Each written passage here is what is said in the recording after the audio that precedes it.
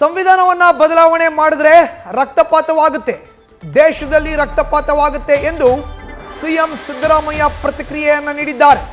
ಸಂವಿಧಾನವನ್ನ ಬದಲಾವಣೆ ಮಾಡಿದ್ರೆ ರಕ್ತಪಾತವಾಗುತ್ತೆ, ದೇಶದಲ್ಲಿ ರಕ್ತಪಾತವಾಗುತ್ತೆ ಅಂತ ಸಿಎಂ ಸಿದ್ದರಾಮಯ್ಯ ಹೇಳಿಕೆಯನ್ನು ನೀಡಿದ್ದಾರೆ. ಸಂವಿಧಾನ ಬದಲಾವಣೆ ಬಿಜೆಪಿಯವರ ಹಿಡನ್ ಅಜೆಂಡಾ. ಮನುಸ್ಮೃತಿ ಸಂವಿಧಾನ ಇರಬೇಕು ಅನ್ನೋ ಹಿಡನ್ ಅಜೆಂಡಾ ಅವರದ್ದು. ಬಿಜೆಪಿಯ ನಾಯಕರು ಅನಂತಕುಮಾರ್ ಹೆಗಡೆ ಮೂಲಕ ಹೇಳಿಸುತ್ತಿದ್ದಾರೆ. ಪ್ರಜಾಪ್ರಭುತ್ವದಲ್ಲಿ ಅವರಿಗೆ ನಂಬಿಕೆ ಇಲ್ಲ, ಸರ್ವಾಧಿಕಾರದಲ್ಲಿ ನಂಬಿಕೆ ಇದೆ ಅಂತ ಸಿಎಂ ಸಿದ್ದರಾಮಯ್ಯ ವಾಗ್ದಾಳಿಯನ್ನು ನಡೆಸಿದ್ದಾರೆ. ಅನಂತಕುಮಾರ್ ಹೆಗಡೆಯವರು ಇದು ಮೊದಲನೇ ಸಲ ಅಲ್ಲ, ಹಿಂದೆ ಮಂತ್ರಿಯಾಗಿದ್ದವರು ಕೂಡ ಹೇಳಿದ್ರು. ಯಾರ ಕಾಲದಲ್ಲಿ ಮಂತ್ರಿಯಾಗಿದ್ದು? ನರೇಂದ್ರ ಮೋದಿಯವರ ಕಾಲದಲ್ಲಿ ಮಂತ್ರಿಯಾಗಿದ್ದರು. ನರೇಂದ್ರ ಮೋದಿಯವರು ಅವರನ್ನ ಮಂತ್ರಿಮಂಡಲದಿಂದ ಬಿಡೋದಾಗಲಿ, ಅವ್ರ ಮೇಲೆ ಶಿಸ್ತಿನ ಕ್ರಮ ಆಗಲಿ ತಗೊಳ್ಳಿಲ್ಲ. ಇದು ಬಿಜೆಪಿಯವರ ಹಿಡನ್ ಅಜೆಂಡಾ. ಸಂವಿಧಾನ ಬದಲಾವಣೆ ಮಾಡಬೇಕು. ಈಗ ಅವ್ರೇನ್ ಹೇಳಿದ್ದಾರೆ, ಸಂವಿಧಾನಕ್ಕೆ ಬೇರೆ ಬೇರೆ ಅನಗತ್ಯ ವಿಚಾರಗಳನ್ನೆಲ್ಲ ಮಾಡಿದ್ದಾರೆ ಅಂತ ಹೇಳಿ ಅಲ್ವಾ?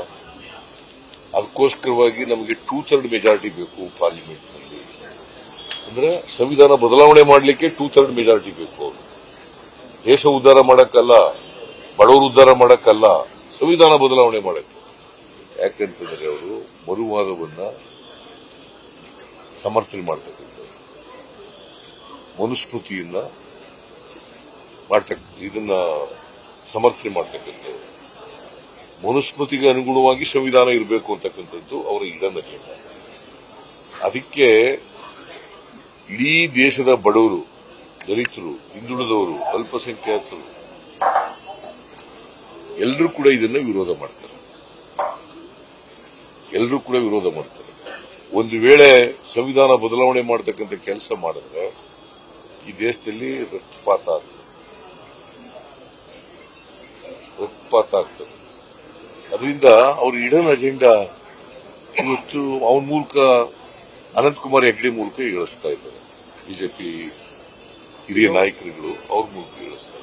ಅವರು ವೈಯಕ್ತಿಕ ಹೇಳಿಕೆ, ನಮಗೂ ಅದಕ್ಕೂ ಸಂಬಂಧ ಏನು ವೈಯಕ್ತಿಕ ಹೇಳಿಕೆ ಅಂತಂದ್ರೆ ಮಂತ್ರಿಮಂಡಲದಲ್ಲಿ ಇದ್ಕೊಂಡು ವೈಯಕ್ತಿಕ ಆಗ್ತದ?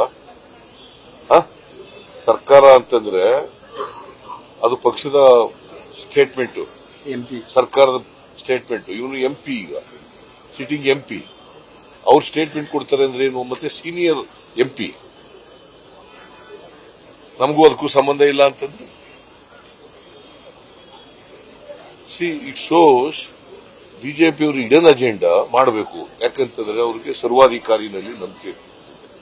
ಸರ್ವಾಧಿಕಾರ, ಪ್ರಜಾಪ್ರಭುತ್ವದಲ್ಲಿ ನಂಬಿಕೆ ಇಲ್ಲ, ಸರ್ವಾಧಿಕಾರದಲ್ಲಿ ನಂಬಿಕೆ ಇಟ್ಟಿದೆ. ನ್ಯೂಸ್ ಫಸ್ಟ್, ನಿರ್ಭೀತಿಯಿಂದ ನಿಮ್ಮ ಪರವಾಗಿ.